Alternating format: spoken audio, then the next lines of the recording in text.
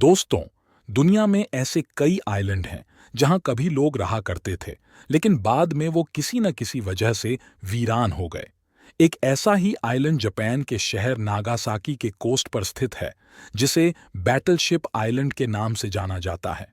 दरअसल, बैटलशिप के जैसे अपने आकार के कारण इस आइलैंड को बैटलशिप का नाम दिया गया था।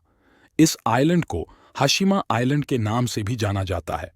यह आइलैंड नागासाकी से अप्रॉक्स 15 किलोमीटर्स की दूरी पर है। मित्सुबिशी ने इस आइलैंड को ईयर 1890 में खरीदा था और यहां जापान की पहली सबसे लार्जेस्ट 9 स्टोरी कंक्रीट बिल्डिंग का निर्माण कराया था। करीब 16 एकर्स में फैले इस आइलैंड पर ईयर 1959 में 5,000 से भी ज्यादा लोग रहते थे। उस समय यह आइलैंड दुनिया की सबसे घनी आबादी वाली जगहों में फेमस हो गया था। इस आइलैंड के पास ही एक कोल माइन थी, जहां 1887 से लेकर 1974 तक कोयले के खनन का काम हुआ। माइन में काम करने वाले मजदूर इसी आइलैंड पर रहते थे, लेकिन माइनिंग बंद हो गई तो यहां रहने वाले लोगों ने भी आइलैंड छोड़ दिया। तब से यह वीरान ही पड़ा है। हाशिमा आइलैंड जापान में नागासाकी सिटी से लगभग 15 किलोमीटर दूर स्थित एक छोटा वीरान आइलैंड है, जो खुद में गुलामी के भयावह अतीत को समेटे हुए हैं। बताया जाता है कि यहाँ 1300 टॉर्चर्ड सिविलियंस एंड प्रिजनर्स के बॉडीज दफन हैं, जिनकी आत्माएं आइलैंड के अंदर भटकती हैं।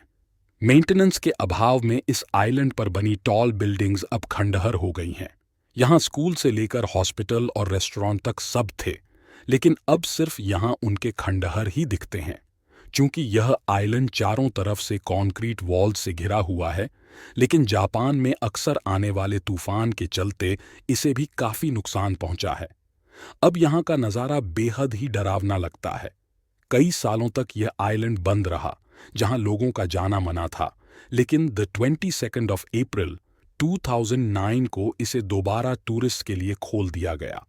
हालांकि फिर भी यहाँ बहुत कम ही लोग आते हैं।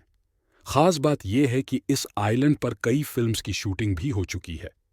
जापान में इसे इंडस्ट्रियल हेरिटेज के तौर पर संजोने की पहल जारी है। तो आज हमने जापान के हाशिमा आइलैंड और बैटलशिप आइलैंड के बारे में जाना। अगर आपको वीडियो पसंद आया तो हमारे चैनल थ्योरी ब्रेकर को like, comment, share and subscribe करें।